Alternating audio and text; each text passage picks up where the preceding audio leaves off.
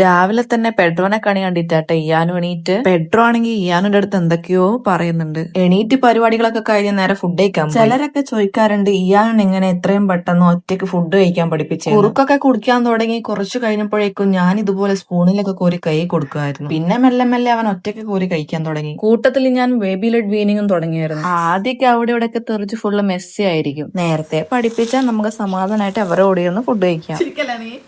പിന്നെ കുറച്ചു നേരം പുറത്തു വന്ന് പെഡ്രോന്റെ ഓടിയായിരിക്കും. പെഡ്രോന്റെ ആർമാദിക്കലൊക്കെ കഴിഞ്ഞപ്പോ ഞങ്ങളകത്തോട്ട് പോയാ പിന്നെ വാദിക്കൽ ഇതേ ഈ ഇരിപ്പാണ്. പെഡ്രോടെ